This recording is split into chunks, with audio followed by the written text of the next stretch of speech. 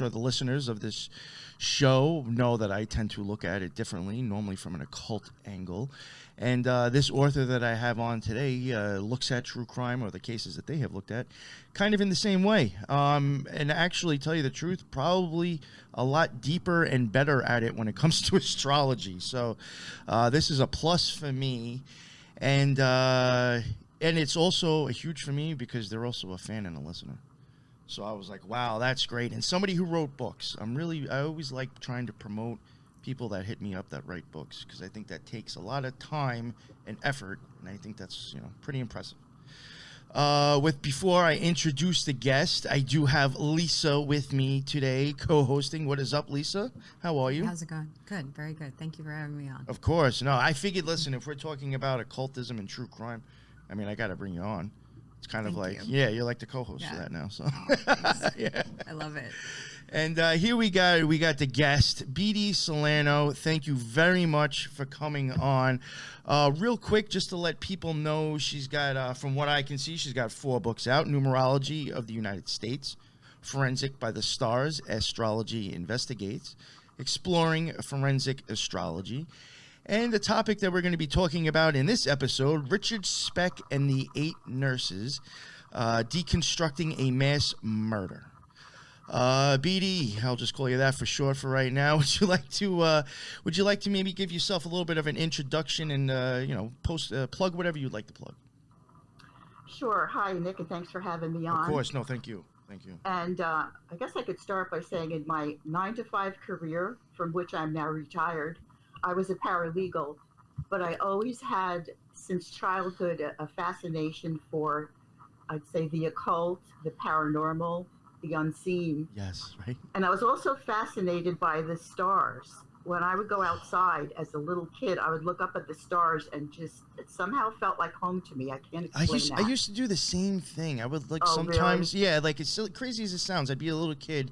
I'd lay out in my back lawn and just lay on the lawn and stare up at the stars. And like, I would look up at the sky and I'd be like, there's something about that up there that is like a wonder we don't know about. And it just seems so like wild to me.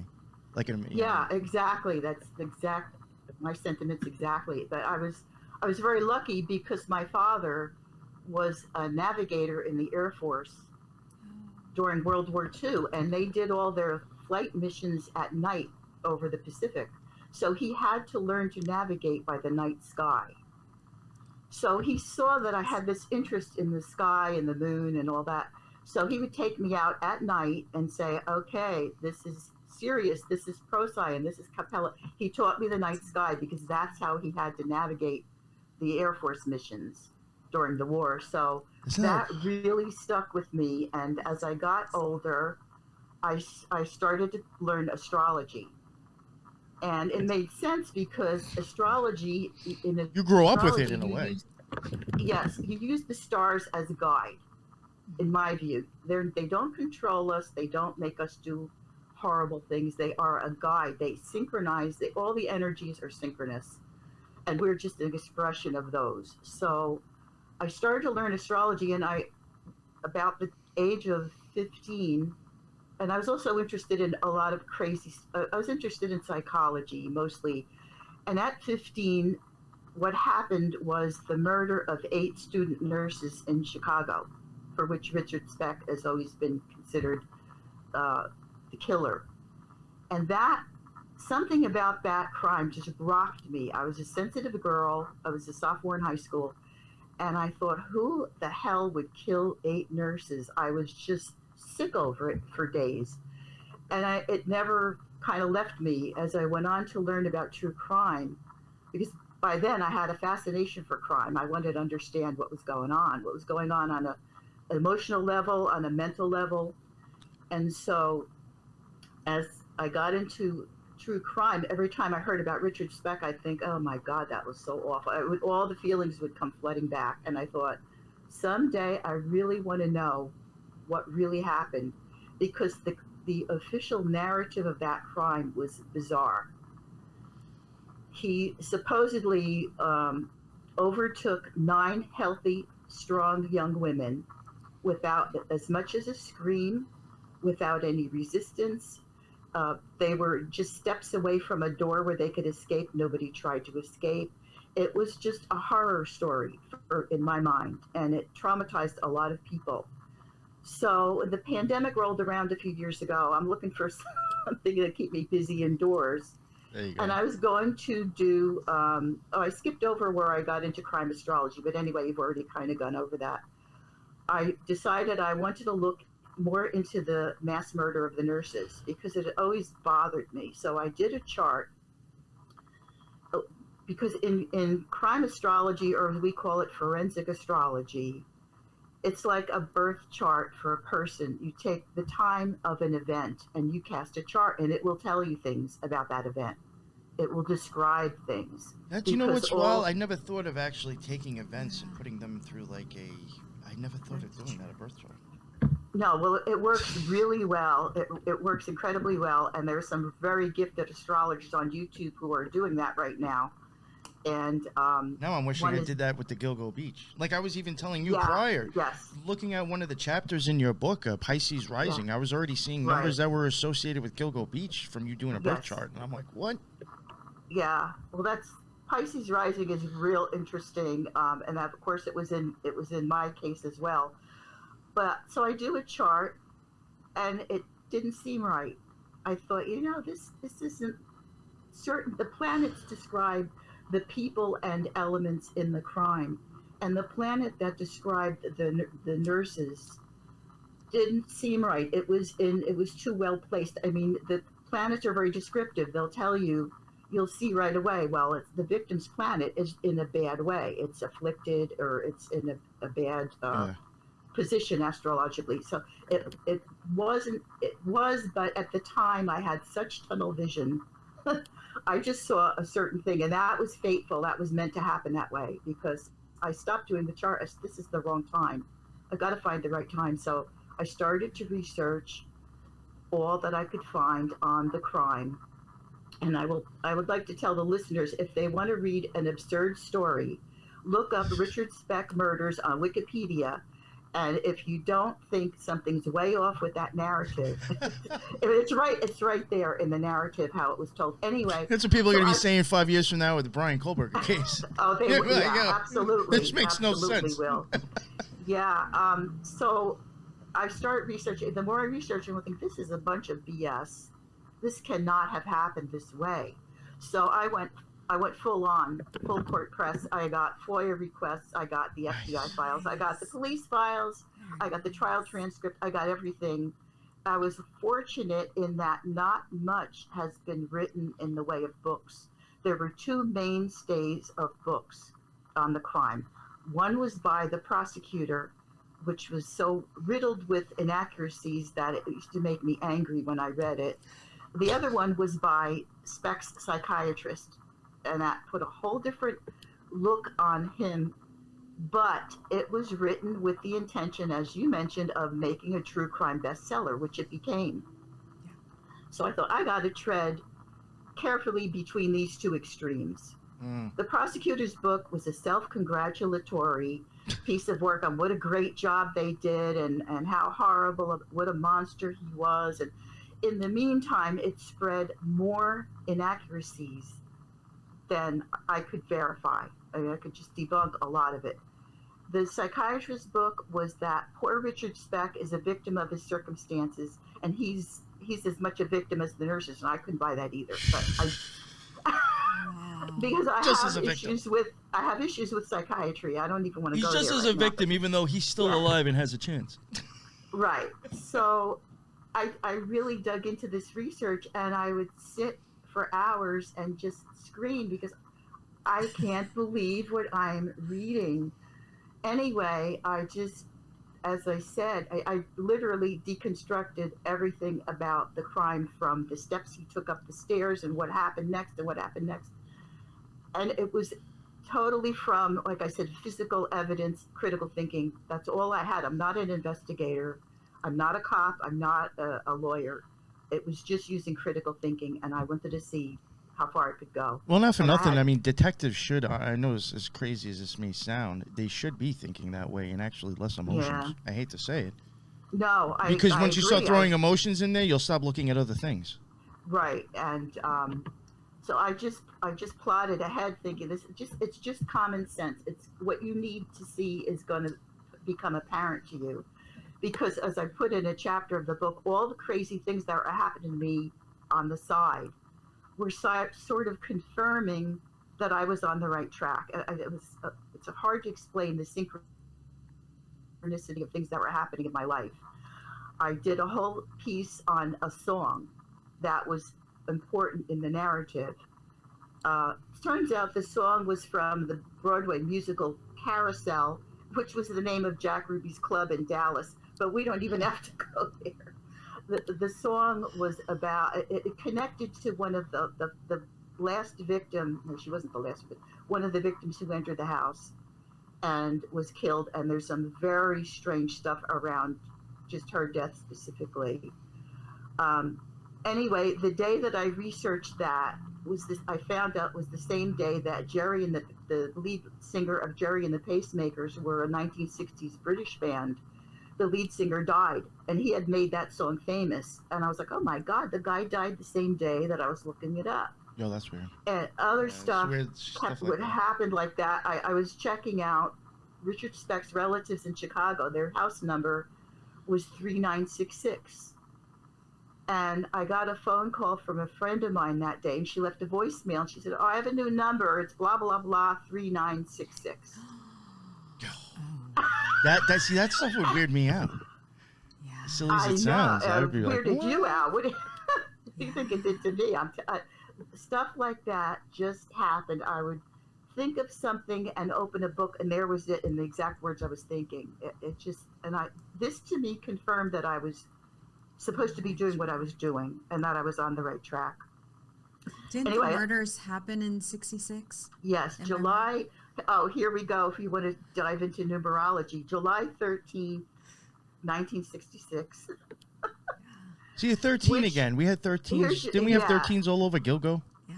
We had 13s in Gilgo. Yeah. The fascinating... Huberman's birthday is on the 13th. I mean, I even think that sorry to interrupt you, BD, Sorry. I even think, even going into, I keep bringing it up, Brian Koberger, you have one guy and three girls. Even with Gilgo Beach, you have three girls with the first name starting with M, and then one that's different. There's like these 1 and 3s popping up. That's very weird in my opinion. Well, that's crazy that you say that, because anyway, once I finished my research, I was noticing all these occult references, not just astrology. I hadn't even done the astrology by this time. The numbers were just piling up over and over again. That's what I think is weird about true crime. If you start looking at statistics and numbers, some of the more major crimes, you will start seeing somehow the same numbers just popping up for different things. And it's almost like, this is weird. This is weird. You do. And if you learn to look at it that way, then it starts to fall into what I call this matrix of evil, that everything bumps into each other at a certain point. It's like you have to look at the article and the information and just scan it for the numbers, and actually just don't even really look at it too much, just so you see numbers. You don't have to. And then you're like, oh, okay, I saw that over there for that reason. Very weird. So with the July 13th, 713 adds up to 11. 7/13/1966 adds up to 33. Wow. And 11 and 33 define all the other numbers that come out of this, because the official narrative, which when I refer to it, it's not what I believe really happened, but it's what everybody else believes. It was given to believe to this day in all the true crime literature. In the official narrative, Richard Speck broke into the nurse's townhouse where 8 student nurses were living. It was like a dorm, but it was a townhouse. He broke in at 11 p.m.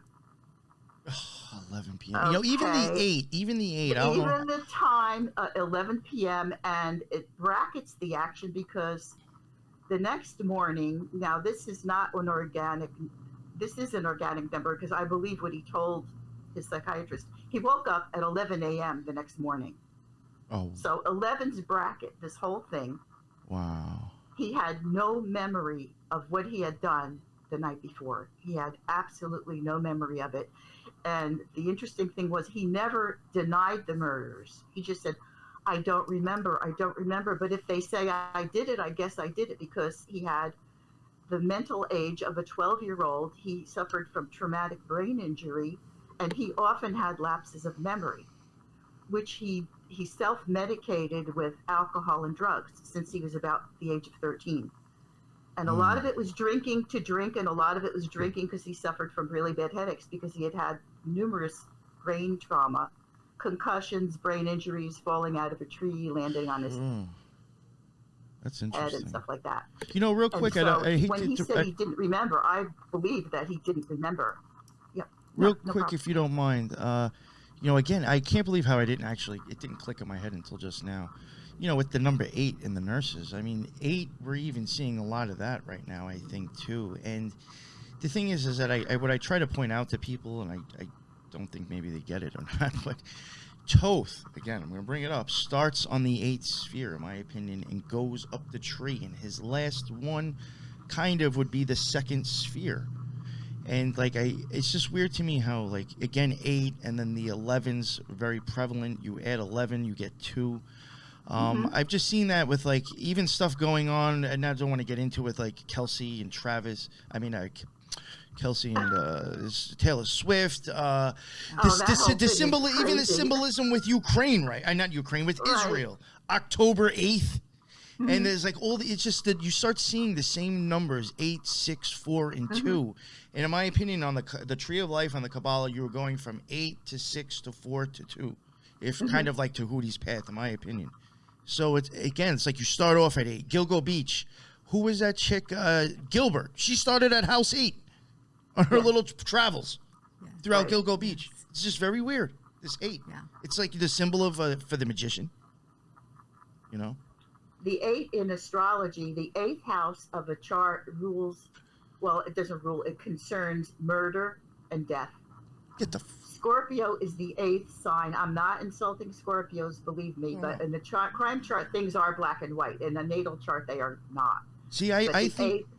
Sorry, go ahead. Scorpio is an 8, which is, you know, a secretive sign also. And Saturn, the planet Saturn, has 8 moons. And Saturn is considered the planet ruling death in many branches of astrology. So you have the 8 with all the astrology, and it matches in the numbers in the crimes. See, I have even said, I think, in the tree, in a sense, you need both bottom spheres, 8 and 7, to, in a way, work with each other and rise up. In a sense, Saturn, you're saying, has whatever, he's with the number 8, but yet it also has 8 moons. But yet has 7 rings. Right. So there you go with the 8 and 7, the prince and the princess at the bottom of the tree coming together on Saturn. And I do think going up the tree, that's when, this is just my opinion, crossing the abyss and death comes in.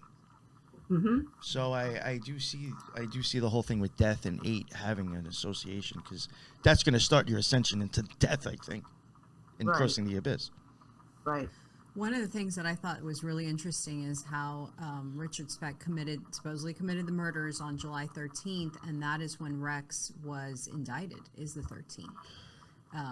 And so the 13th keeps popping up all throughout Rex, not to, you know, merge Rex into it all, but, and then with the charges, it was a total of 11 victims, and he was charged with 3 counts of murder and 3 counts of something. It was like a 3, and then the 11 victims. Wow.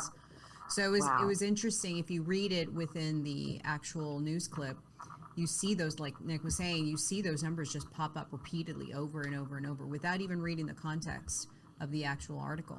Right. Very weird.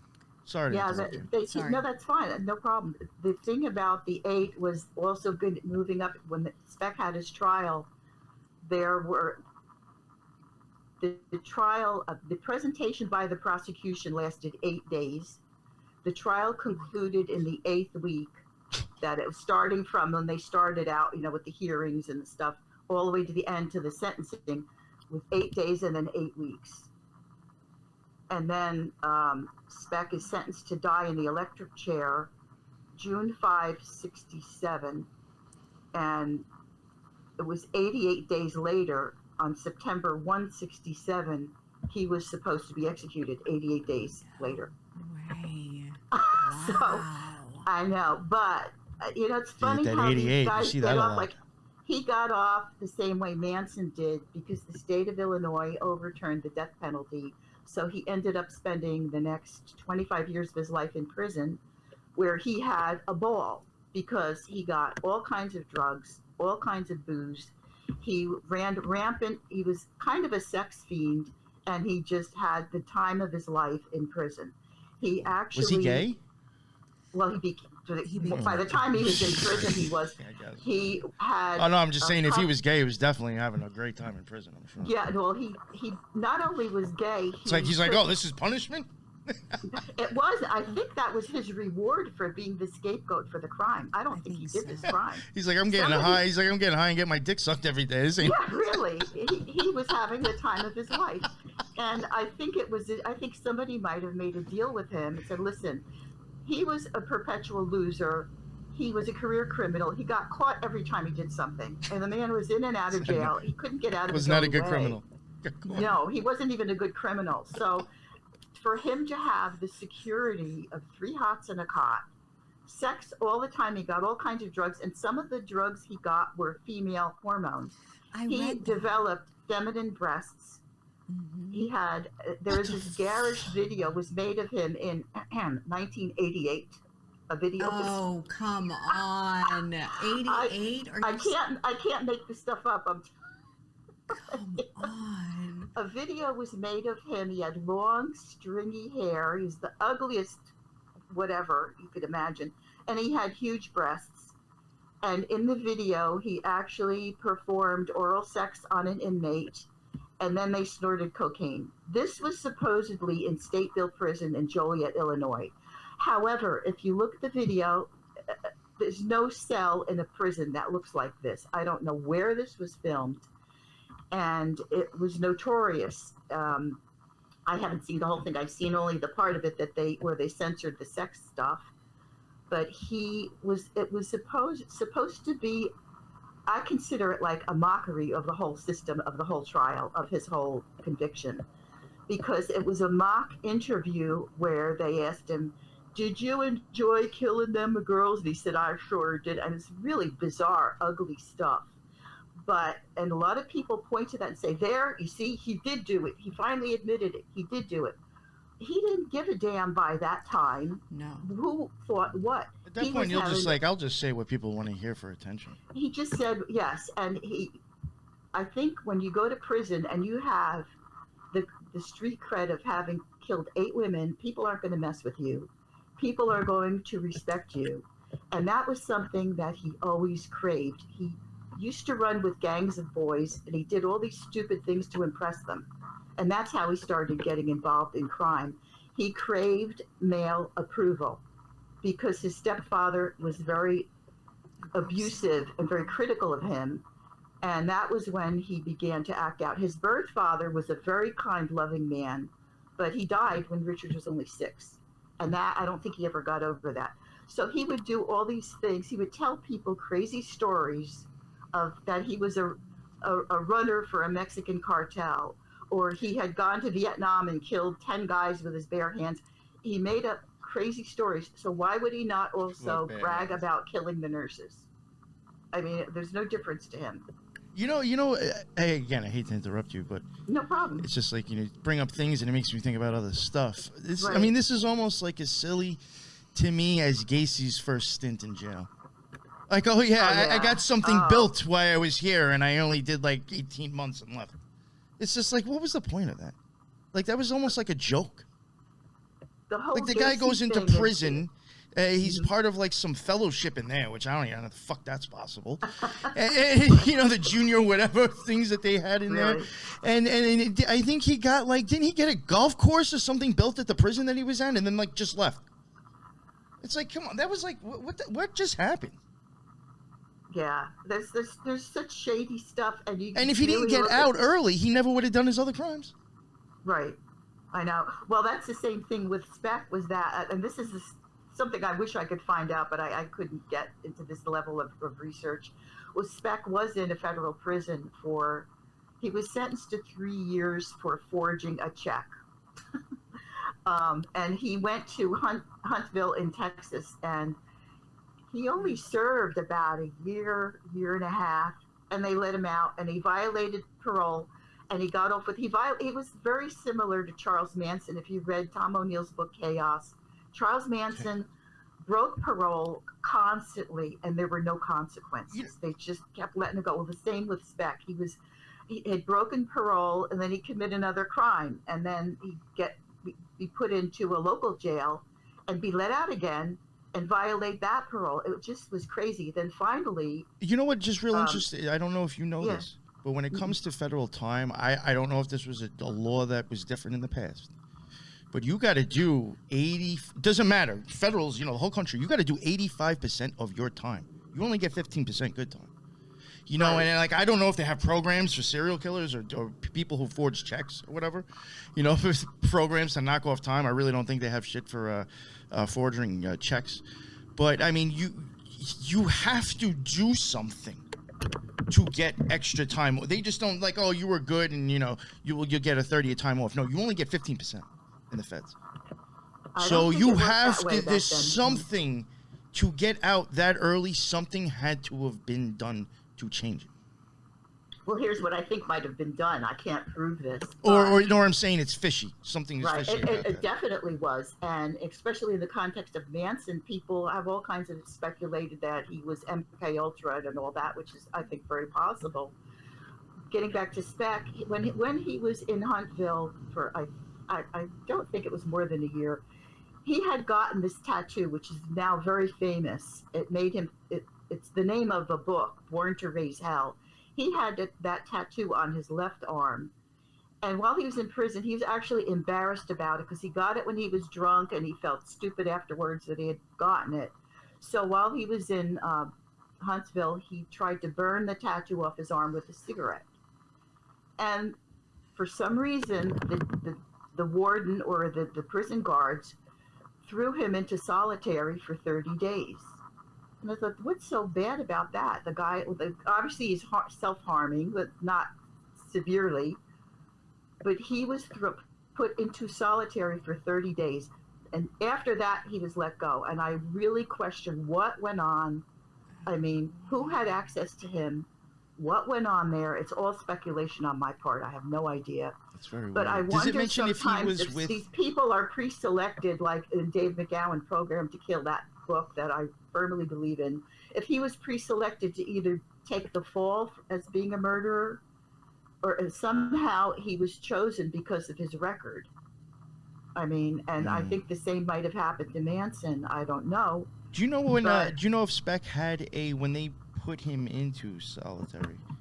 Was it real? Do you know if for a fact it was really solitary, or did he have one other person in his room? Did you ever notice anything like that? No, I couldn't get access to any records going back. Because that's just like another thing that I didn't know either. Depending on where you are, but like in the feds, like if they put you in the SHU, which could be for like your own protection, or it could be because you're a problem. It could it's like basically prison for prison, and for some ways. That's why I was in there. I was like, fuck. I was like, I'm already in prison and I fucked up in here and I'm in another prison. When you really start to think about it, you're like, God damn, like, I really can't get my shit together. But you're gonna have somebody in there with you. And most people think it's really solitary and you're by yourself, but I mean, unless there's a serious situation, you are actually in there with somebody else. But he could have been by himself. But I just wonder, was there a roommate? I don't know, but I'm for sure that there was a guard there. Oh yeah, they'll have guards. Had an undue amount. And the thing about Richard Speck was everybody thinking he's this heartless monster. He was actually very easily influenced by his peers, by men, especially men in authority. He actually seemed to have respect for them, because every time he was busted for something, he would identify himself and he would admit what he did. He'd say, yeah, I did that. And he never really seemed to lie to the police. When a particular incident happened in Chicago, the official narrative claimed that he registered in this hotel under an assumed name. But when the cops came to his room, because supposedly he had a prostitute in his room and she saw that he had a gun, and they called the cops on him, which I'm thinking, what prostitute in 1960s Chicago would rat out a John for carrying a gun? That to me was a little weird. But anyway, I'm digressing. When the police showed up, he said, My name is Richard Speck, and I'm staying in this hotel for a week. It's like saying rat himself out. he Yeah. just was he was an open book with male authority figures, and he became especially attached to his psychiatrist. He had a personal psychiatrist that spent months with him, and that was the guy that wrote the book Born to Raise Hell, Marvin Zaporin. And it told a whole side of him that you would never see in true crime history, that he actually was a broken person. I'm not saying he wasn't a messed up guy. I mean, he used to break into houses, he used to steal stuff, but he actually was not. I don't believe. I can't diagnose him, but I don't believe he was a sociopath. He did have feelings for people. He did have empathy for people. And when they showed him the nurse's photographs, he just said, "I just don't remember. I don't think I ever saw these girls." And he cried over it because he said, "These girls are so pretty. How could I do this?" So that whole thing about him was kind of heartbreaking, because it just seemed that everything built around it was a facade of lies. Right. And even when he was in prison, there was this horrible fire in Chicago. It was the winter time, and a little girl was burned severely. And he used to watch TV.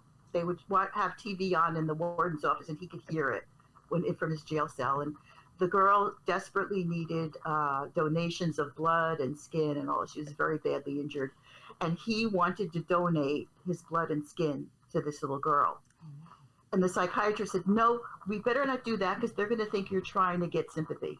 They're going to think this is a ploy." And he said, "Well, don't tell them it was me. I want to do it." And he told the warden, "I want to help this girl." And nothing came of it. So that to me is like, it doesn't sound like somebody with no feelings. And I don't think he was being manipulative. I don't know, but it just, all the monstrous stuff I don't believe is true. It was an invention, much like the whole official narrative of how the crime took place was constructed. And so those were the aspects that I focused on in the occult aspects, because going back to numbers, we had the 8 victims, but it was really supposed to be 7. And one girl who was best friends, Marianne Jordan, was best friends with one of the victims, Suzanne Farris. And Suzanne was going to marry Marianne's brother later that year. So they were spending the night together to talk about the wedding. And that is heartbreaking because she wasn't supposed to be there, and she was murdered. So there were actually 8 victims plus one survivor. One of the nurses hid under a bunk bed, supposedly, and heard or didn't hear screams. She didn't hear screams, but she knew everything that took place. She was the only one who could tell the whole narrative of the course of the murders from start to finish, from when he broke in and all that. And that was very suspicious to me because I saw some of the crime scene photos, and bunk beds are pretty high off the floor. They're not like a bed where you could just barely shove it. You could shove a shoebox under it, and that's all the space you have. That they look to be at least a foot, if not more than 12 inches off the floor. And I was like, she was a petite young girl. She was Filipino. 3 of the girls were from the Philippines on a nurse program between the U.S. and the Philippines. And the Philippines is a whole other part of the story that I don't know that we'll go to that one. But anyway, they were there, and she survived by hiding under a bed. And her account of the crime, here's where we get back to occult. She, even though it was so traumatic, what was going on was traumatic, regardless of whether it was, the way it was told or not. It was horrible that 8 women were singly murdered in that house on that night. But she had this particular attention to detail. He took so-and-so out of the room. He was with her for 25 minutes. Then he came back and he took so-and-so, and he was with her for 40 minutes. Well, you cannot spend that much time. The girls, I'm sorry to be graphic here for the listeners, but the nurses were stabbed or strangled or a combination of both. And they also threw in sexual assault on top of it, which was not true based on the autopsy reports that I read. But anyway, that was thrown into the mix, and that's always been a part of the official story. So there's this whole sense. I always thought back to these bad zombie movies from the 1950s, where you have this young maiden in a trance is being led to some ritual altar or being led to some sacrifice. And that was the image I believe was supposed to be conveyed. Not that they were zombies, but there was this whole story about the nurses were trained to be passive, so that's why nobody fought back, which is absurd because they weren't dealing with a crazy patient in an emergency room. They were dealing with somebody who was systematically murdering them. And don't tell me you're going to stay passive at the point of a knife or a gun. No. So that, and getting back to her, she described everything in incredible detail. People. Yeah, do you ever question that, the too much detail? Yes, because here's the thing. She timed everything. But yeah, when you said that, I was just like... She timed everything, and here we go with time. Sometimes, yeah. Sometimes I wonder, like, are these details being given and showing the numbers for specific reasons to tell us the real story? It's a breadcrumb. It's a breadcrumb. I said in my book there was enough breadcrumbs to stuff a turkey, and that's exactly how it was. They, not to laugh at it, but no, that's a good analogy. She had, everybody was tied up. Once Speck broke in and he herded them all into the larger of 3 bedrooms, and he put his gun aside and took a bed sheet and cut these long strips of cloth, enough to tie up 8 women at the arms and the feet. He tied all of their hands behind their backs, and he tied their feet together at the ankles. Now, she went on to say for the next 4 hours, he spent 45 minutes with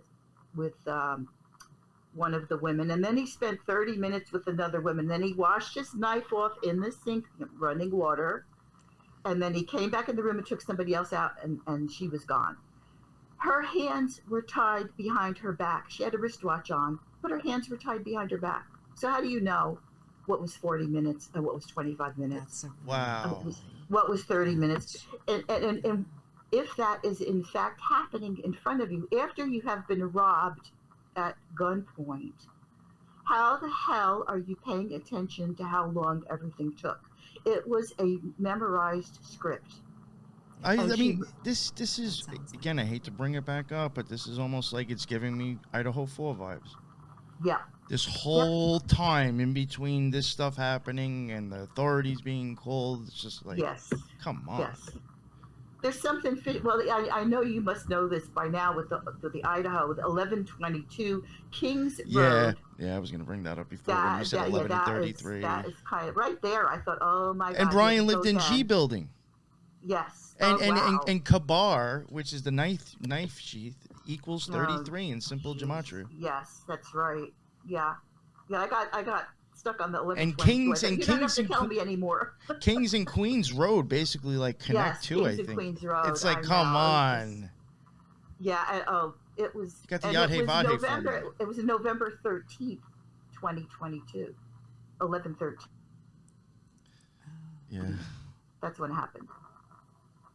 That's wild. So, right, sorry to get back. You got the numbers flying fast and furious, but so anyway, the whole thing, getting back to time, is a function, is ruled by Saturn, and in the crime chart, Saturn was rising in Pisces in the crime chart, and Saturn, of course, in mythology is Kronos, who ate his children, and that's why Saturn represents death.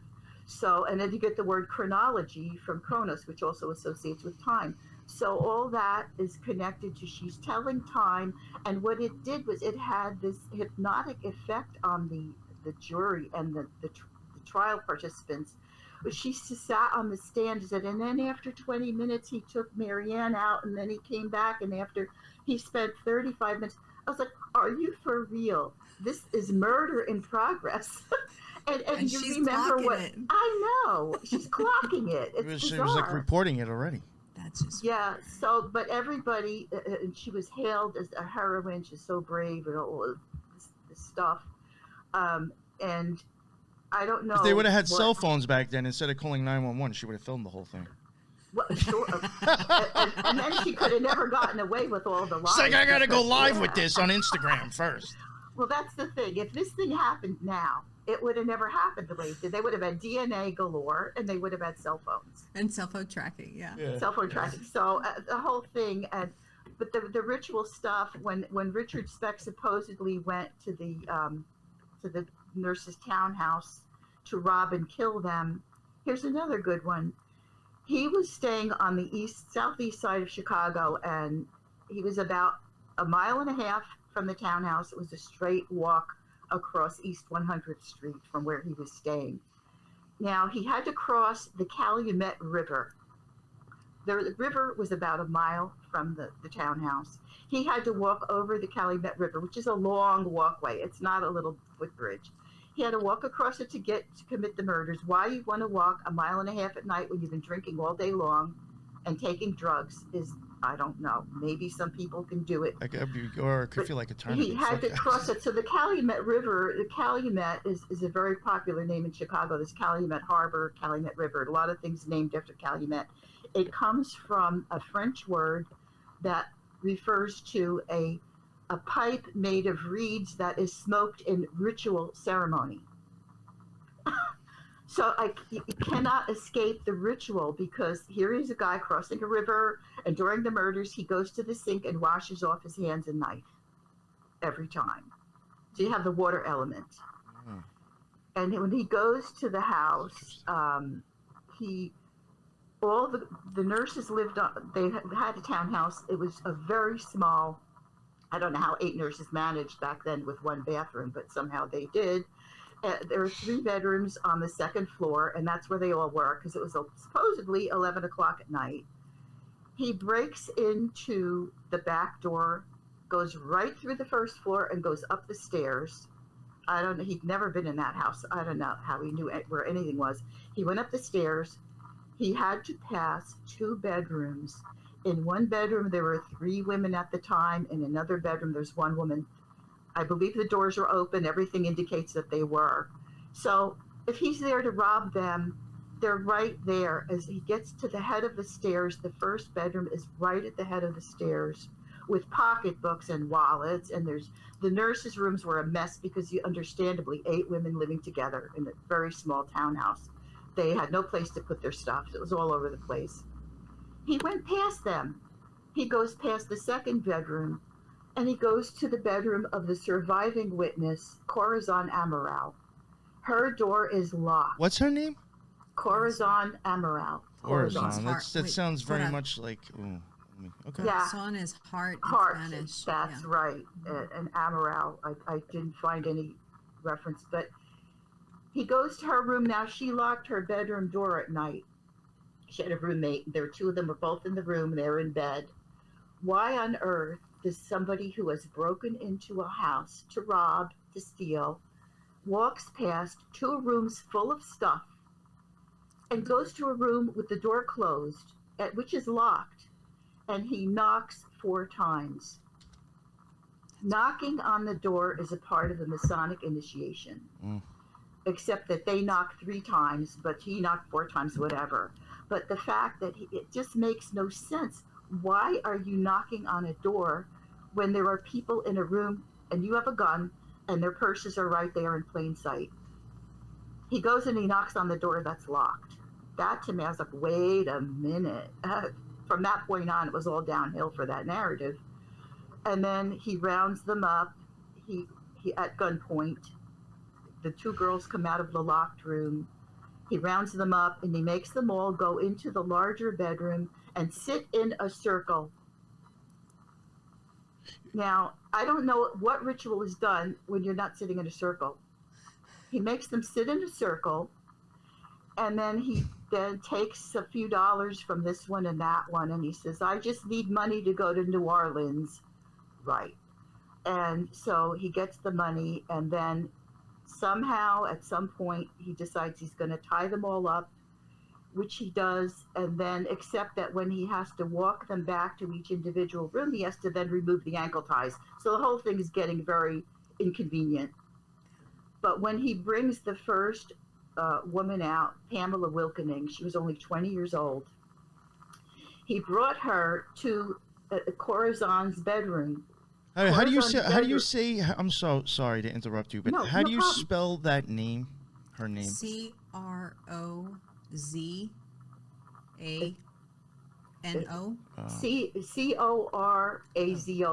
Sorry. Yeah, that's okay. Call her. CORAZO. Because there I'll is. put it in the See, chat. Have you ever looked into that demon? They're very close with the same name. No, I haven't. Yeah, the CHORONZON. Corazon. Oh, okay. And It that just is sounds close. that goes back to Edward Kelly and John Dee and Enochian Magic and Crowley, kind of like expounded upon that. But there's other ways of spelling it, kind of, and that's very close. I think that's just interesting, to me. And the H is silent in Spanish, so even if you put it in with corazon, you wouldn't pronounce it. Yeah, like it's even been called CORONZOM. I mean, there's Oh, that's real close. Yes, that's what I'm Yeah. getting at. That was And sometimes- Enochian Dictionary. They call it that. Right. Yeah, so that is interesting about her. Sorry, Her yeah, I name. just found that really weird. As soon as you said the name, I was like, Yeah. "Yo, that's real close to." It is. I was like, I gotta look this up real quick. Can I? Yeah. I want to interrupt real quick because we're talking about the corazon. I don't want to forget.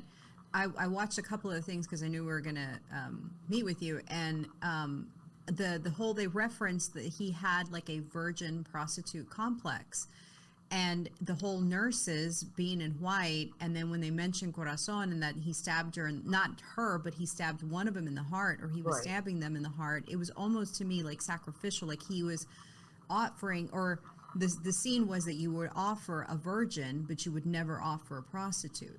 But he was, engaging in prostitution. I mean, not himself, but, a customer of it. And it just seemed like that dichotomy that they presented out in the news, it just kept being reinforced over and over. But anyway, that is very, in my opinion, I said this when I covered Halloween. I think Michael Myers is almost like a version of Janus. And even with Janus, you can use like a cross, which would look almost like a knife, or just a straight line can be a symbol for him. And I do even, again, going back to Richard Speck in the 11 o'clock, that's very Janus-like to me. And the fact of like stabbing females in the heart, to me, is very symbolic, almost of Janus slaying the feminine energies, basically, of each seal or each sphere. The first nurse who took out Pamela Wilkening was stabbed in the heart. Nobody else was stabbed in the heart. Oh, okay. Somebody, the next girl, I call them the girls because I felt so close to them. They were only a few years older than me when this happened, and I called them the girls. But anyway, the next nurse, he stabbed in the left eye. Oh. And then the next nurse, I'm sorry to the listeners to be so graphic, but her throat was slashed wide open to expose the voice box, and to me that was saying silence. What you saw something, don't talk. I just got almost a mafia impression from that, because the whole that's reason totally behind occult to me. That's like silence, and even when getting into eyesight. They were all killed slightly differently, which also spoke to multiple killers. And the knife wound to the heart, I don't think Richard Speck would have managed something like that. He didn't even have a knife long enough to have made that wound, which was 4.5 inches long. Oh, The knife they attributed to him using, which was never submitted into evidence because they fished it out of the Calumet River and they couldn't prove it was his, it was 2 3/4 inches long. And the thing about the knife, that was another one of my double takes on my life at the time, was I had a penknife since I was a kid. I have this little penknife. I used to do a lot of woodwork and whittling and stuff like that. And it happened to be the same exact knife as what they fished out of the Calumet River, because they said when he went back home, he threw the knife in the river. Oh, they had no way of knowing that, but that's what they said. So they actually fished a knife out of the river, or so they said, with a magnet. And I saw the picture. Wait a minute, that looks just like my knife. So I looked at my knife. It was just almost exactly the same dimensions and the size of the blade.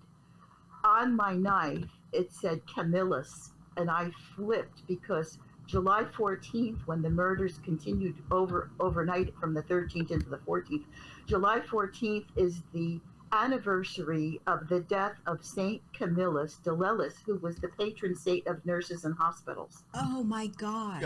Oh, come on. Oh my Come gosh. I Wow. can't make that up, guys. Oh, that gave me chills. I know. When I saw that on my knife, I had already been doing about this is already 2.5 years into the research, and I had looked at my knife, but I never really looked at the little tiny brand name inscription on the inside of the handle. I saw that. I said, "Oh, isn't that just the way this is going?" Camillus, Saint Camillus. They were killed on the eve of the anniversary of the death of the patron saint of nurses and hospitals, and when they were buried on July 18th. Was the anniversary, the feast day, because saints have a death day and then they have a feast day. And if I need to do more research into saints, because saint stuff in this story is very interesting and very unusual. So Saint Camillus, patron saint, and they're killed on that anniversary. Saints also factor into other parts of the story in really bizarre ways that do relate to cult murder. But where was I going with this? Oh, back to the victim. The first victim, Pamela Wilkening, was killed in the northeast corner of the townhouse, which was Corazon's bedroom. In masonry, when they build a building, they commemorate the northeast corner. And I don't know whether that was deliberate or just, I don't know. But the first 3 victims were killed in the northeast corner of the townhouse. And they were laid out 3 side by side, 2 face up and 1 face down in the middle. And if you think of the 2 of these women were not tied up, yet they had no defensive wounds on their arms. Either that or the medical examiner just didn't note it. The autopsies to me seemed very incomplete. I'm not a pathologist. I don't study autopsies. But I have a background in medical stuff because I was a trained acupuncturist. I studied anatomy and physiology for a while and did that. In addition to being a paralegal, I was working in alternative health. So I knew the terminology in the autopsy report. That doesn't qualify me to interpret it, but I did not see mention of defensive wounds. So well, if you look at enough of them, you probably get an idea of what a standard wound should look like anyways. Right. Yeah. I would think defensive wounds would be mentioned, right? Yeah, there was stuff that wasn't mentioned. They did not even have diagrams of the wounds, which I thought was very peculiar. For a murder of various wounds and nature of wounds, there's no diagrams of these wounds. Now, another question to put you on the spot, and maybe you mentioned it before. Was there like multiple entrances and exits out of this house? There was a front door, which was not used. It was always locked. And there was a back door. The mode of entry was another whole issue that I came across, that one of the things I sat at my desk and screamed because it was just so outlandish. He supposedly broke in through the back door by what he used to do when he did commit a burglary was jimmy a screen off of a window and reach in and open a door or go through the window. So on the day that all the police and reporters showed up and took photographs, there's a screen underneath the back kitchen window, which was right next to the door where he broke in or was let in or whatever. But what happened was, during my research, I'm reading what the prosecutor's own words. I don't think he realized what a gaffe he made. He said there was a lot of commotion when reporters reached the scene. One reporter even popped the screen off the rear window to take a look inside. And I thought, wait a minute, that's what Richard Speck supposedly did. So in other words, he never broke in. It wasn't even him. The killers were let in, or they walked right in an unlocked door. See, the reason why I'm asking is because, like, again, I hate to keep going back to it. I'm almost wondering, is it almost like a copycat story here with Brian Koberger and the Idaho 4? It's like there was a lot of people that had multiple ways of getting out of that house, and just within the time that supposedly everything was done, I just find it hard to believe that, like, you're saying these girls didn't have defensive wounds. He was able to kill that many. Like, were they the first ones? Because if they weren't, how did they not, like, you know what I'm just saying? There's a lot going on, and, like, nobody running out of it, multiple ways of getting out of the place, nobody getting stopped, you know, only one person with defensive wounds, I think, with the Idaho 4. It's just, like, really, it's like, how did this all happen this way? It just sounds fishy to me. It's very fishy because, getting back to Corazon's detailed account of that night, there were 5 of them home and 3 of them were out. So when she was the last one to go up to bed and 3 of them were still out. So she checked the front door and saw that to make sure it was locked, but she didn't check the back door. So I don't know what state it was in, but the first one who came back, Gloria Davy, came home. I think the killer's already in the house. I'm not sure, but she came home around 11:40. And her boyfriend had dropped her off, and there's a parking lot behind the townhouse, and he dropped her off, and he said she didn't need to open the door with her key. The door was unlocked. So I believe it was just left that way, either intentionally or unintentionally. It was open, so there's no break-in.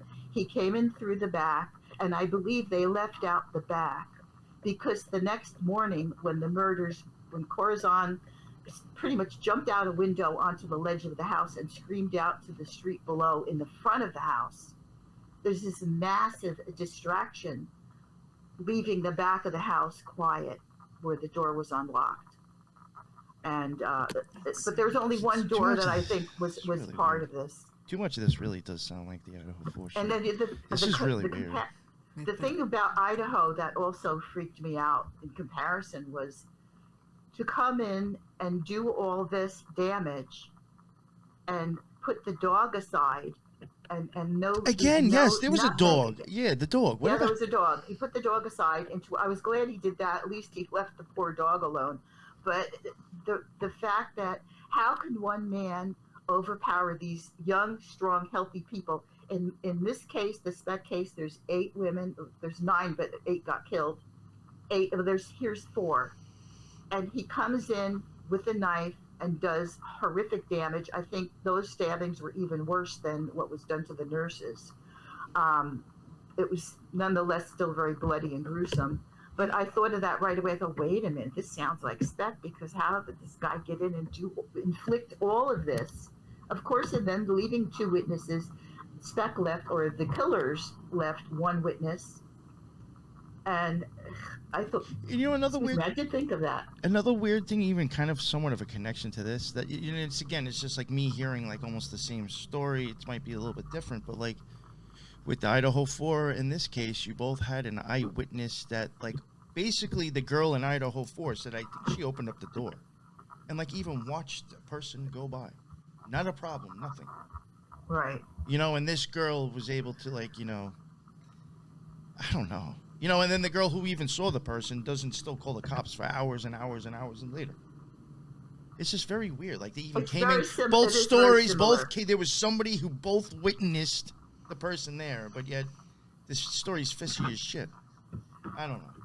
I did see the correlations, because leaving a witness whose behavior is then suspicious and inflicting all that damage in such a little, although in the Speck case he was supposedly there, you're going to love this, he was there from 11 p.m. until 3:30 a.m. You get your 11 and your 33. Wow. Even though the timeline, I took the timeline of everything Corazon said, and I said, I have to map this out. She said, this took 20 minutes, this took 40 minutes, blah, blah, blah, blah.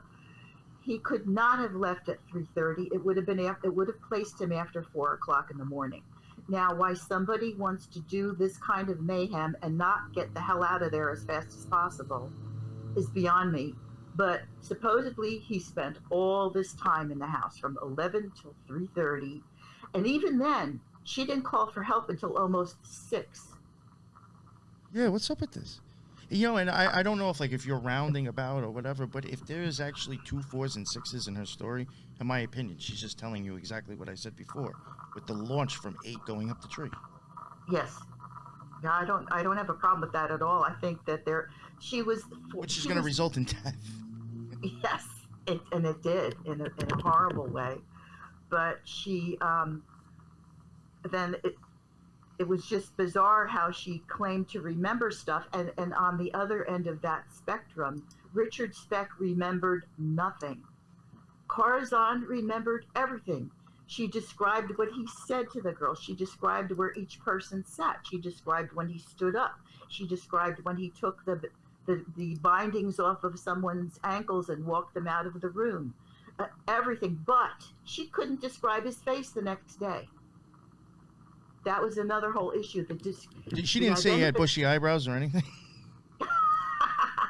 He didn't even have a mask on. I mean, he was never there, but she just, the first identity sketch was hilarious. It looked nothing like him. And yet she didn't even give the sketch didn't go out until not the day that the crime was discovered, but the next day. The 15th. I have often wondered if sometimes people, again, not trying to get too conspiratorial with it, but like I think there was stuff possibly with the Zodiac Killer and another crime. I might be covering it soon if I'm not confused with it with a different case, but like another one where there was like somebody who kind of was like left behind and lived and gave a description, and the first description they had did not even come close to matching the person that they ended up getting at the end. And sometimes it's like, yo, how do you know, like, this is just, I guess, how a magician or a mastermind of just mind fuckery, you're actually going to totally fake that whole thing. Somehow that person's going to be connected to you, but not really, like, through paper or through, like, phone, maybe somebody that you know through somebody else that's, kind of part of, like, your club. And they're going to say, yes, I lived this, and this was their description. All they have to do is lie and say I didn't die. And give a total fake fucking story. Yep. I mean, it's really, if you think about it, that's really not that far off to do, and I don't know why. I'm sure I'm not the only person who might have thought that idea. You know what I'm saying? No. The thing about the I do wonder how much shit, like how staged or how far will some people go. And I'm not even saying that the news is lying. It's that, like, maybe the news and even law enforcement's getting duped. You know what I'm saying? Yes. I think, though, that eyewitness identification is not, I mean, back in the 60s, it was the word of gospel. That's why I'm bringing this up. Yes. It's not, they have proven that it can be very questionable. And there's also the fact that Corazon was Filipino. She had only been in this country for about 10 weeks. And she was not, there are issues with interracial identification. Sometimes you just aren't used to seeing. She hadn't been around a lot of Caucasians, and she did not describe him well, even though she described every other single thing down to the minute practically. And so the identity sketch was a wash. But there were other things that could have identified him that were completely ignored and actually were lied about, because one of the Filipino nurses, Valentina Pasion, she was found with short black hair. She had clutched between her fingers and flesh under her fingernails. She had scratched the killer and pulled his hair out. Now, the reason I can say with authority that the whole narrative is a lie is because Corazon testified at trial. When Valentina was removed from the room, her arms were tied behind her back. She testified to this. How do you pull hair out of somebody's head and scratch them with your hands tied behind your back? That's interesting. And so they took into evidence a short black hair, and it was never heard of again. Didn't make it to trial, didn't make it to the evidence exhibit.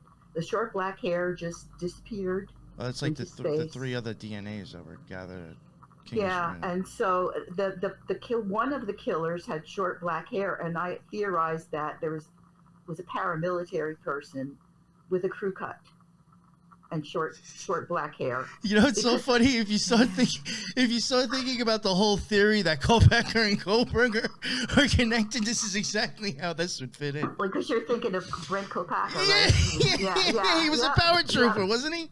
You get paramilitary in there. He was a fuck. It's crazy stuff, I'm telling you. Yo, even on some of his stuff, when he shows machetes on his Facebook, the brand that is equals 33 as well. I don't know how I came up looking that up, but I forgot the name on it. But yeah, there was somebody who I think was like trying to show a possible connection, and they were showing his like machete, and the brand name equals in simple English 33 as well as the knife sheath from. Oh, wow. It's just weird shit. I'm not saying that definitely is. I know that's kind of a little bit out there, but it's just funny how like I'm saying like even with conspiracy theory or like what's being told in the news, this case just seems like it's just constant connections to Idaho 4. It's really weird. It does, and it reinforces my own personal belief that when you start ripping out these roots, they're all connecting at some point. And I'm not saying that specific people, but the patterns, the patterns and the numbers. Sometimes I even say, is this just like a code that's seen with this type of stuff going on?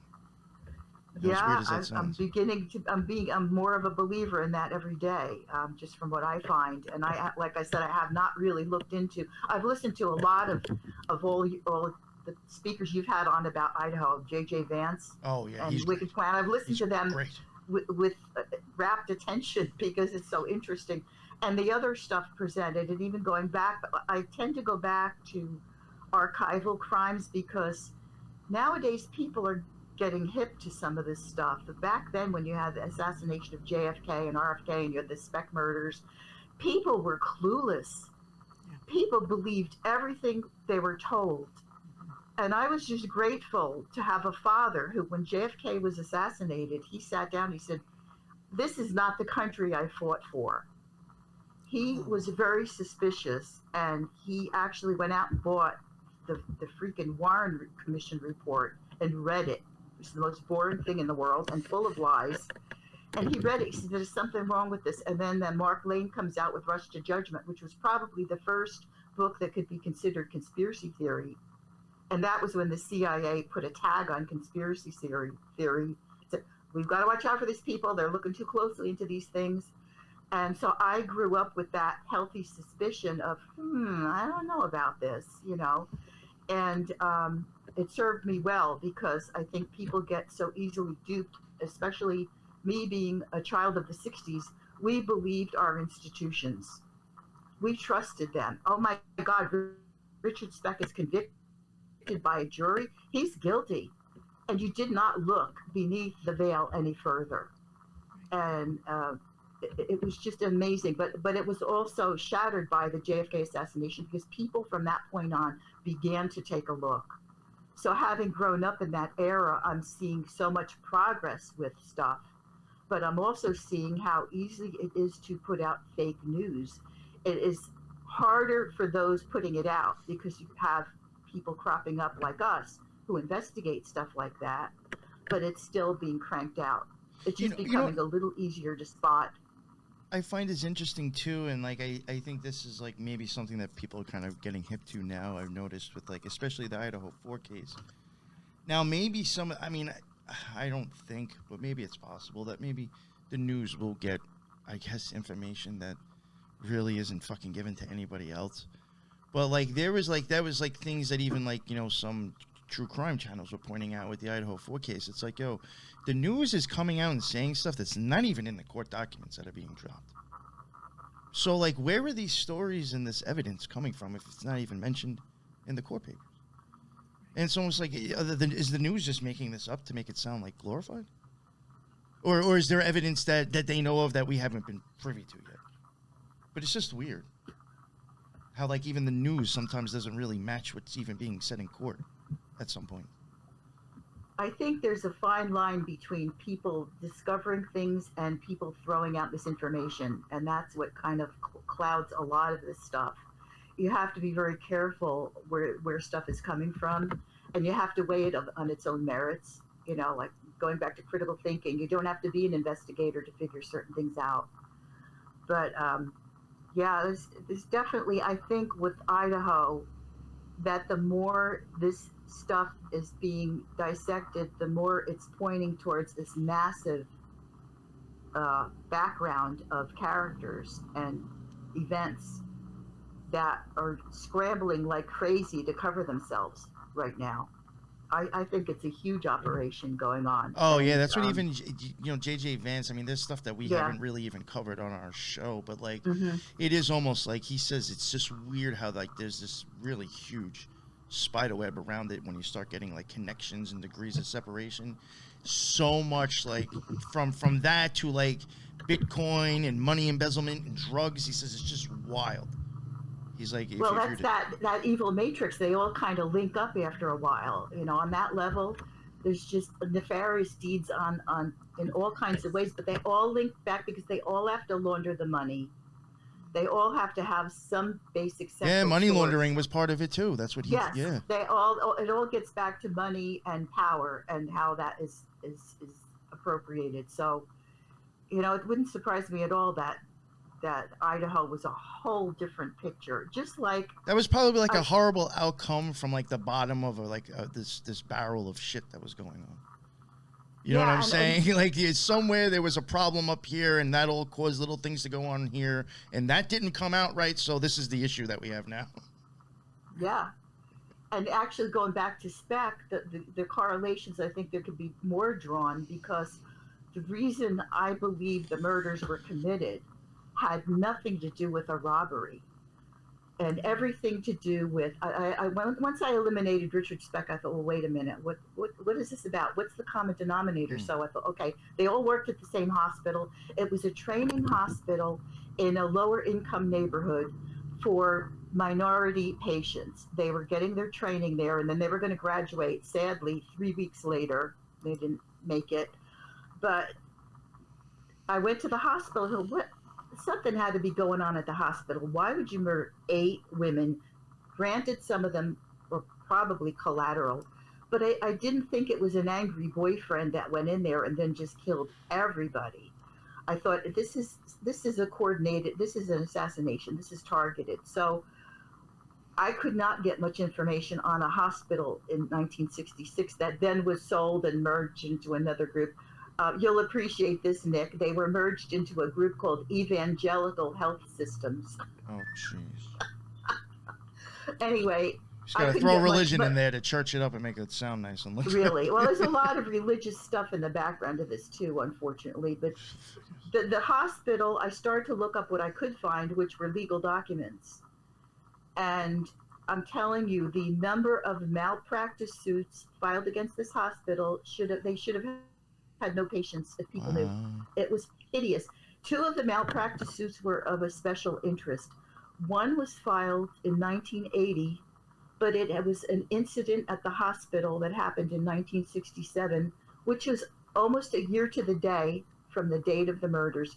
But the doctors responsible were in charge of the hospital during the whole time. They were there for the 60s. So they were in charge in 66 and the years before that. What happened was a young black woman in 1980 was having trouble conceiving a child, and so she went to a fertility doctor. And in 1967, she had a medical abortion because she had a health problem and she didn't want to have the baby at that time.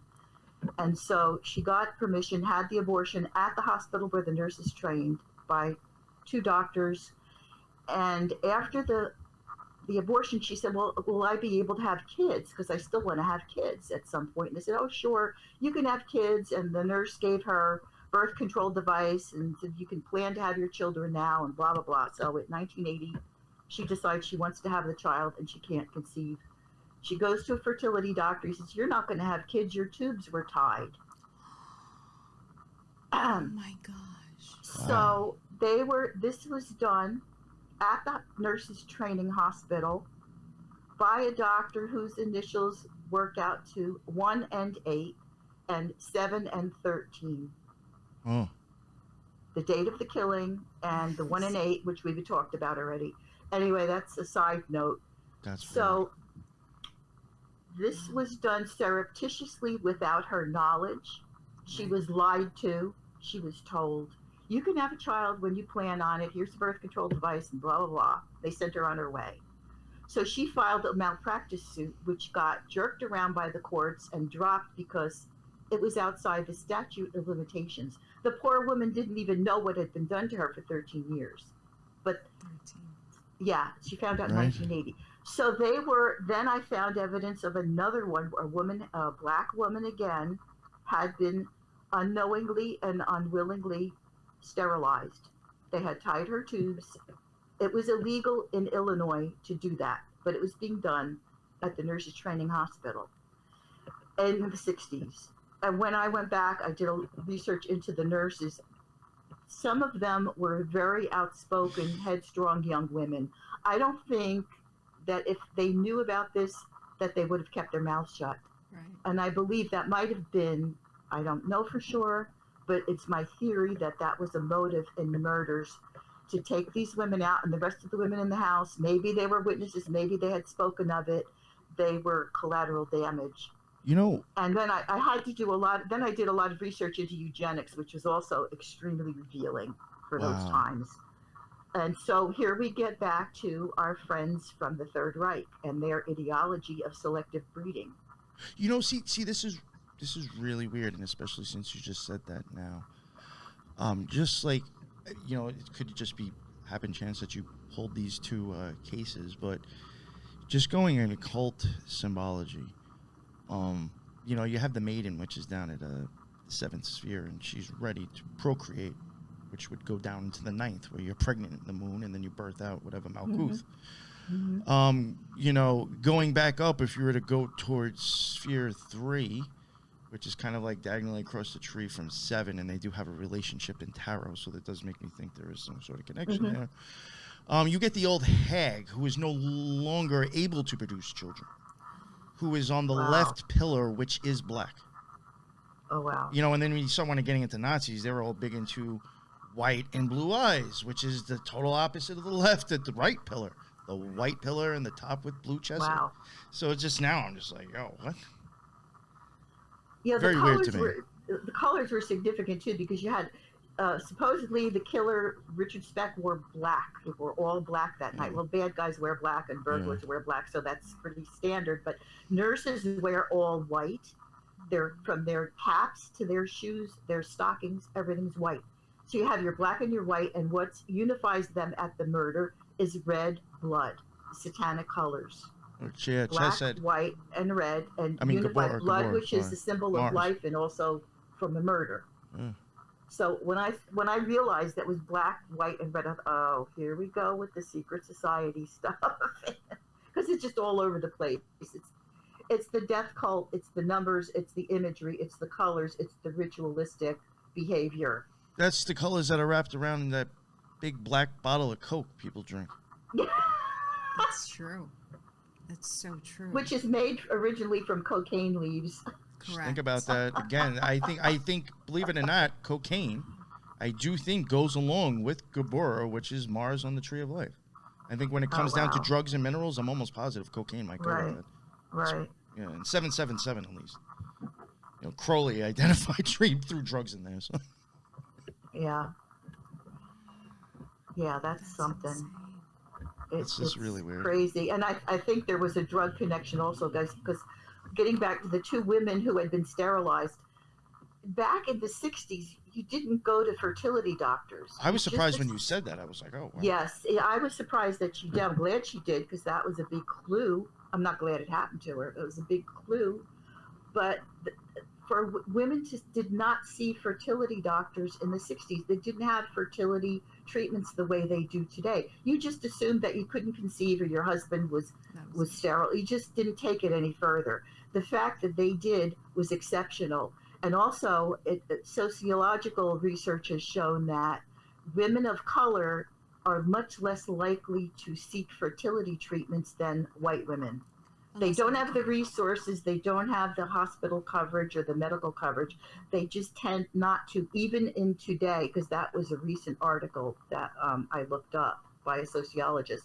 So the fact that the odds of two women from the same hospital having the same issue at the same time of the murders was like, oh, wow. I think that this is just the tip of an iceberg. How many women had their tubes tied and they never knew it? They never found out about it. Yeah.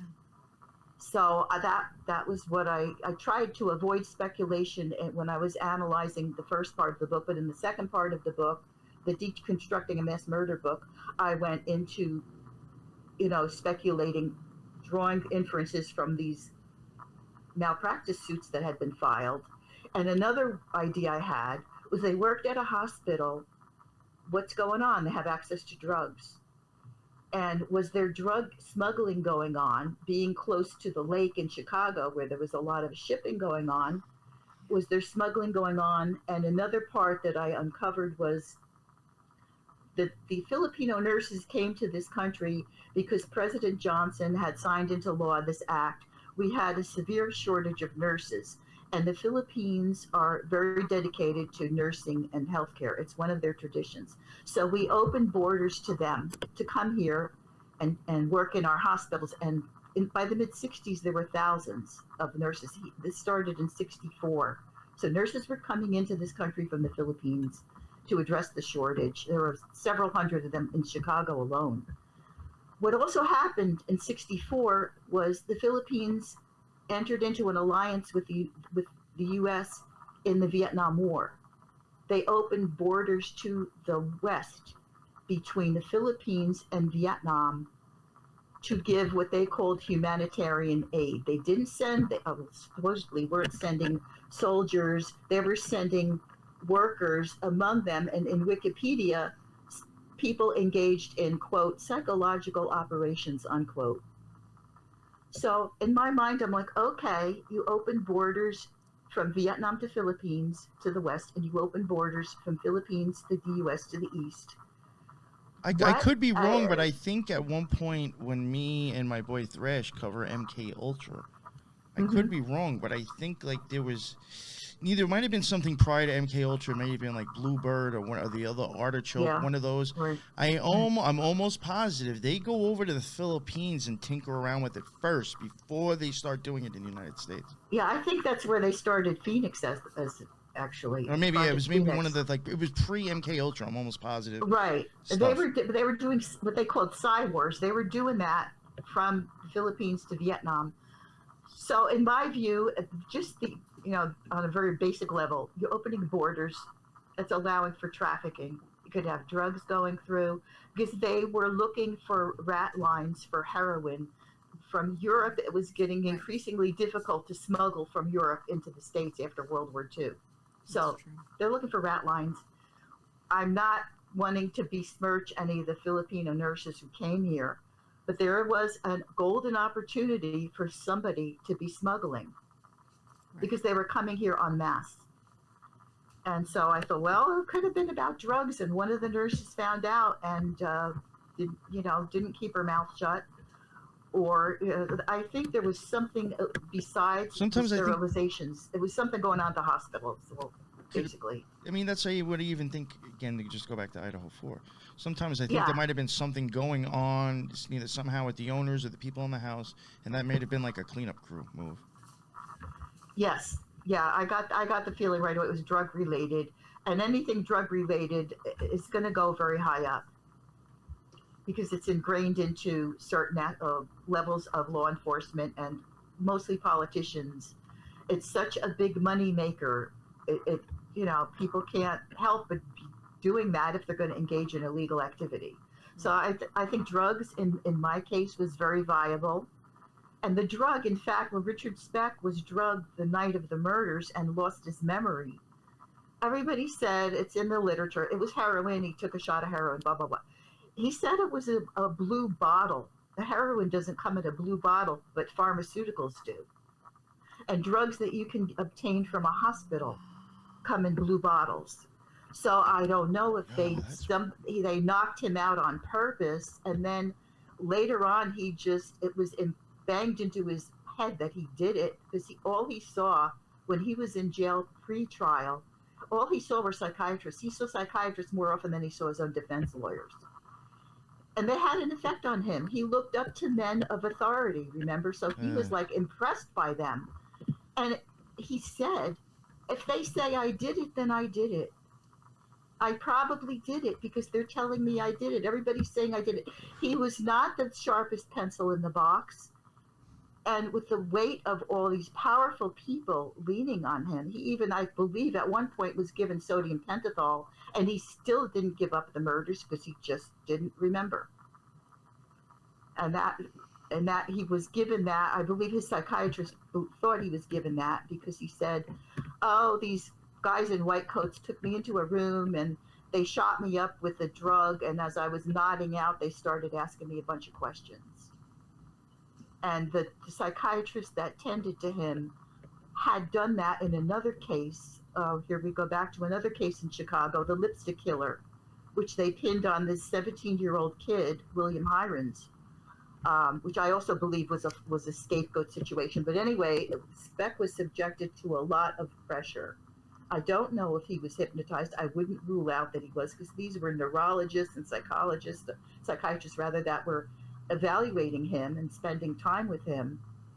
And so I can't rule out MK Ultra, and I can't rule it out for Corazon either, because she barely had a grasp of the English language when she got to this country. By the time the trial rolls around 10 months later, she's testifying without an interpreter. That's weird. A very complex manuscript of events. I think she was at least heavily coached. I mean, if not hypnotized, I don't know. This is where I get totally into speculation, so I don't like to dwell on it. I know what you're saying. Yeah. But it's something that you can't rule it out either. But wasn't there a bit of theatrics at the trial where she gets out of the witness box and then walks over and points at him, and so and then the jury like immediately convicts him or something to that effect? I remember listening to something about that. Yes, the prosecutor told her to make a flourish when she identified Richard Speck, and she came through like an Oscar-winning actress. She got off the witness stand, walked across the courtroom, pointed right in his face, and said, "This is the man." And the judge had to hit his gavel because everybody started running out of the courtroom to the payphones, because it was such a big moment, There was a lot of high drama in this case. I mean, she jumped out a window onto a ledge and screamed, "All my friends are dead, all my friends are dead." I didn't know about that. Wow. Yeah, when the coroner came out of the crime scene, there was already reporters and photographers all messing up the crime scene from the get-go. He said, "This is the crime of the century." And the high drama was just crazy. And that's a part of these crimes of the century that I looked into. There's an aspect of high drama. There's an aspect of right-wing activity. It's crazy. I mean, it was just everything I looked into. If I didn't pull myself out of the rabbit holes, I think I would have gone straight through to China. I just kept going into rabbit holes. And I had to, not physically, but mentally, I had to, listen, I have to stop. I'm getting away from the crime here. I'm just deconstructing a crime. But that's why I had to write the second book, just solely on the occult symbols. And based on your knowledge, Nick and Lisa, there's obviously stuff that I still don't know about that does suit this. And I'm sure there's even more, because I don't consider myself an occult expert at all. I read a lot, and when I'm interested in something, I study it and take it from there. Same. But there's so many levels to this, and sociological messages that were delivered from it. Like nurses were scared after this. They were really scared. They were scared to go out at night. They were scared to turn the light off when they went to bed. I mean, it really, really messed up people. As a young girl, it messed me up. I was so upset over it. But it also propelled me into the direction of wanting to understand things like this more. And it also shook up the nursing profession, which happened to have a serious shortage. So to murder 8 nurses was really wretched. It was a horrendous thing to do. They didn't have enough nurses. These 8 women could have helped thousands and thousands of people in their lifetime. And the nursing shortage was because of the mistreatment of nurses across the nation. And during the week of the murders, bingo, there's nursing strikes all over the country. What a great week to murder a bunch of nurses who were because other nurses were stepping out of line and they were resisting authority and they were walking off their jobs. Boom. 8 nurses get murdered, and now the nurses are scared. I mean, it's a sociological impact that you can't ignore from this. And so, because I looked at everything about the times, having grown up then, I remember it so well. You had Vietnam, people were already in a state of shell shock, or should I say PTSD from Vietnam. And so many of boys I went to high school with were going over there and getting killed. And we were afraid of communism. We were afraid of the atom bomb. My father was going to build a bomb shelter in our basement. And it was just a very stressful time on the American psyche.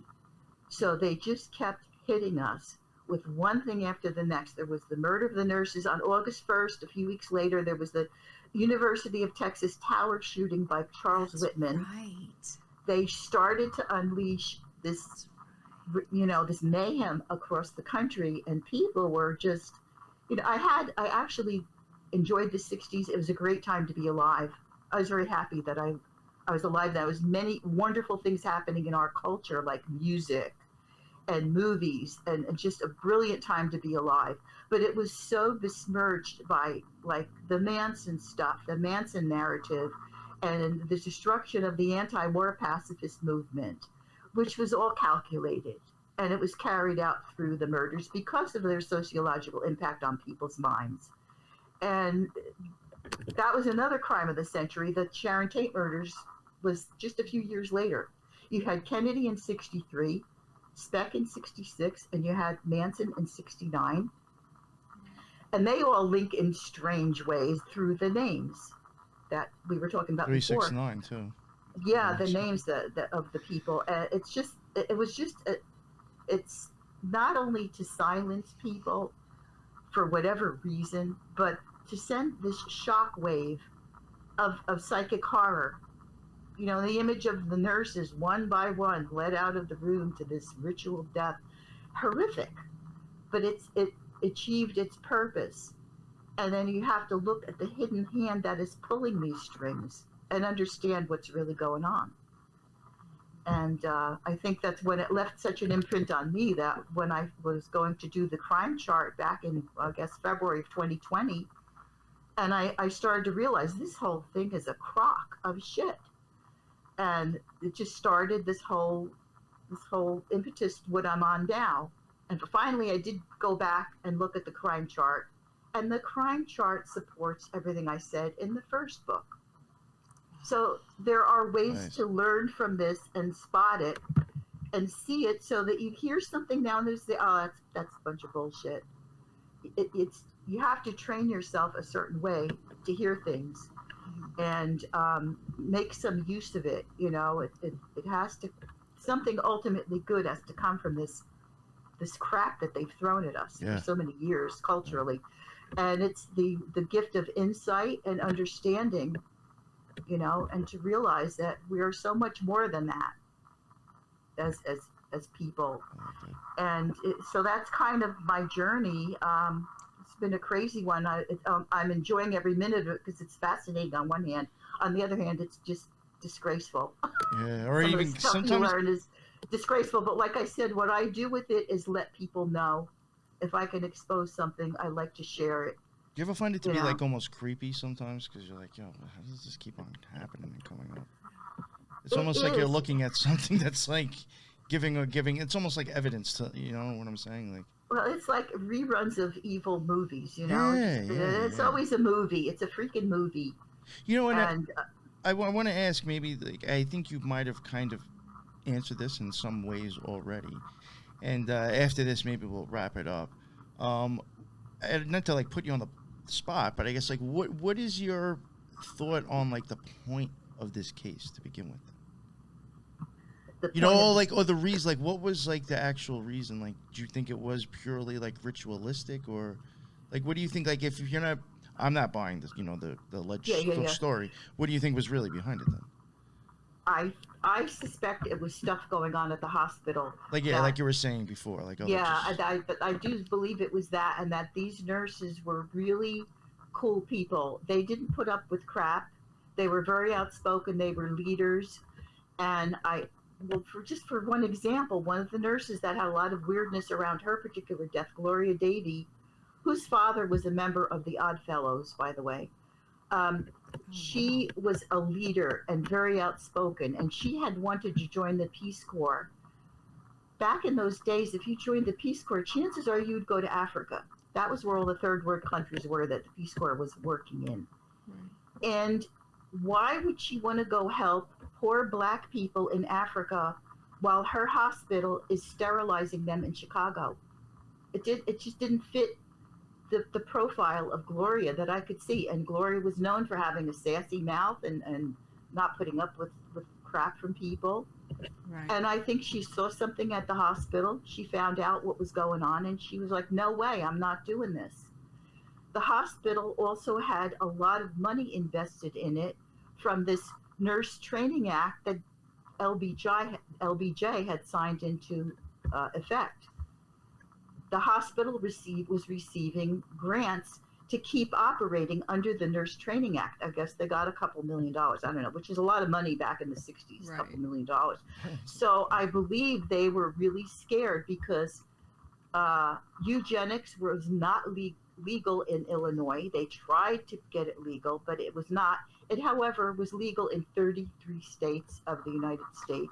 Oh, come on. In the 1920s and 1930s, and I went into that at great length in my first book because that was a whole other, Did you ever come across the Kellogg's in eugenics? No, I haven't. Look into that, which is really weird because like their niece is like associated with the Arantia book, which is like has a cult upon itself.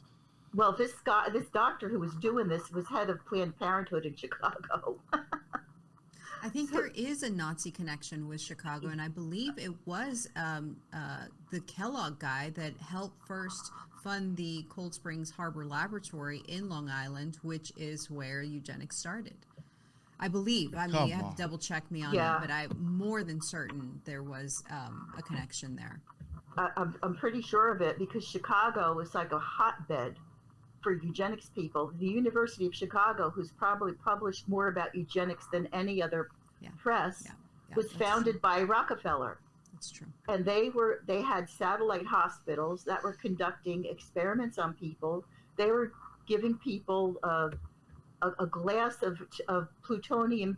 What was it? Plutonium-19? I forgot. 19. There you go. They were giving people plutonium to see what the effects would be. They had experimented on people, giving them malaria in the 1940s. There's a lot of ugliness behind that. And the University of Chicago, like I said, had all these satellite clinics and hospitals at their disposal. And they were practicing on people without their knowledge. So this sterilization should not come as such a big shock because they were doing a lot of crazy stuff to people.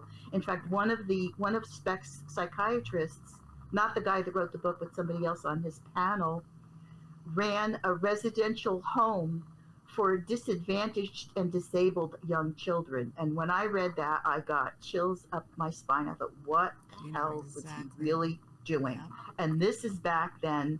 This is somebody connected to the Speck case. They might have been doing all manner of experiments. I also came across a document, Nick, I thought of sending it to you. You may have seen it already. But you remember when Bill Clinton issued that apology back in, I think, 94? The U.S. Government Accounting Office issued this report. It will curl your hair to read it about the experiments and the nature of experiments conducted on unwilling veterans, children, and sick people over the course of years, to which the CIA disavowed any knowledge, just like in Mission Impossible, they disavowed any knowledge. And I don't know if you've seen that. I'd be happy to send it to you guys because I was like, oh, here we go again with experiments, human experimentation taking place in Chicago and hospitals. And God knows, maybe that was going on at the training hospital as well. For all we know, all bets are off where that hospital is concerned. So that is what I think, though. It was definitely the hospital. And the fact that I discovered the eugenics stuff and then I researched that, it was fairly common in the 1920s and 30s. It was fairly popular among certain politicians and legislators because they could just take people they considered it to be for the feeble-minded, but how many people will you end up throwing into that category? Yeah. So it was very sobering research that I did in the course of working on this book, and I probably could have even gone further, but I thought the book's got to have an ending sometime. Yeah, that's true. Yeah. And then I just went into the second book right away to just wrap up the occult stuff that I saw. There's definitely occult involvement. There's a dark cult. I don't know who you want to call them. They all kind of play in the same sandbox, I think, as far as certain things are concerned about humanity and the lack of value of human life. So that's pretty much where it's at, where it's come to right now. It's weird. And it was just like a thing that popped in my head from, again, with Gilgo. And it's just funny how, like, you get some crossover weird things. When we were covering Gilgo and running Gematria, I think there might have been something behind it. At first, we kind of thought it was funny, but there was a lot of Back to the Future references. And plutonium. And the Back to the Future car ran on plutonium. Wow, that's right. It's like, what the fuck? Yo, how does these weird things come out? It's just so weird. They sort of reverse engineer time in a way. I mean, there was a reference I made in my book. I don't know if you saw the part of the book where I had the Life magazine cover. There was the cover of Life magazine that was July 29th, 1966. It was about the nurses' murders. On the front is I'll just make this real short. Mm-hmm. Richard Speck had 3 fingerprints. I don't even want to go into how they got those, but they were found on a door to one of the bedrooms. And so they isolated the prints by putting strips of white tape alongside the prints. Yeah, I see it now. Perpendicular to the door. And when I saw the magazine cover, I was like, what am I looking at? I didn't know what I was looking at. And I realized this is the door turned sideways with 2 strips of white tape parallel to each other. And I'm looking at it, oh my God, it's an 11. Oh, it's an 11. Because the door was turned sideways. They didn't have to turn it sideways except to show that it was an 11. And what's at the top of the title of the magazine, Life? The 9 nurses. Oh, 9/11. 9/11. Oh. Right on freaking Life magazine in July 1966. When I was like, oh boy. I mean, it just kept, it just kept happening. It just kept coming up. Different things kept cropping up like That's whack-a-moles. wild. Like whack. So there's 9/11 on there, and I was just, now what? But it kind of fit into everything else I was finding out. All the woo-woo stuff that was going on was real. That's wild. Yep. Yeah, I'm just going to throw this up on the screen real quick for people to see. I do think that's kind of interesting. Yep. Oh, wow. Yeah, you see the 11, and the man's fingers pointing. I didn't know what the hand was doing there, but the hand, the thumb, and the index finger are bracketing the 2 strips of white tape. Get the 9 nurses, the 11. So and that was so deliberate because, like I said, the door's on its side. What do you have to turn a door on its side for? They could have shown it going, horizontal. Or like the 2 pillars for the Masonic temple. Yes. Yeah. The Masonic. And then the square, that's a piece of Post-it note in the middle, looking like the temple in the middle. Temple of Solomon, whatever temple they want to refer to. So, and then the 2 fingers, like, here, look, this is, another breadcrumb. So it's just, and I didn't see 9/11 right away either, because there's so much to absorb when you're doing this kind of research. But there it was, in plain sight, as they say. Yeah, which is weird too. I mean, just a couple of them are like, not that I want to get into it, but if I saw looking at the gematria, even for the phrase 9 nurses, you start seeing some weird stuff. Yep. So, yeah. Yes. Yeah. So very weird, very interesting. Thank you so much for coming on. That was a great chat. I really, really thoroughly enjoyed that. I really had a great time having you on, and I would definitely have to get you on for more stuff, like I was saying prior. There's already a couple of ideas that I'd like to have you back on for. So, Oh, that would be yeah, great. yeah. This is really interesting, and like I said, like you even do it in ways that I didn't look at it, like you pulling up birth charts and stuff, like taking Right. dates. I never would have thought that. So it's cool for me to see it done from a different angle as well. You know, it makes me think Right. I'm not so crazy. Right. You're not I'm like, alone, all right, Nick. we both got to the same like points, but different ways. That's cool. Yeah. Let everybody know about your book and your stuff again, real quick, before we. Okay, the first book is Richard Speck and the 8 Nurses: Deconstructing a Mass Murder, and it's on Amazon and all your printing outlets, Barnes and Noble, places like that. It's in print and ebook. The second book is Desperate Rites: Astrology and the Occult in the Richard Speck Murders, and that's all also in Amazon and all the other places I just mentioned.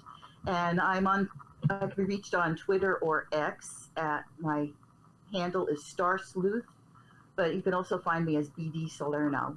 I'm working on a website right now, but it's not quite ready. Hopefully it'll be up maybe next week.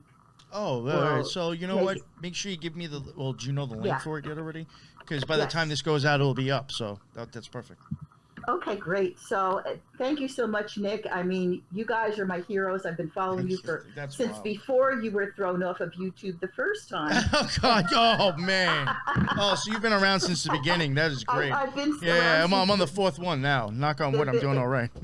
bitter beginning and enjoying your shows and your output. And I was just delighted when you approached me, because I was going to come to you and tell you about my book, and you approached me first, and I was like, oh, wow, this is incredible. I was like, yo, it's someone into occult true crime, and they like write.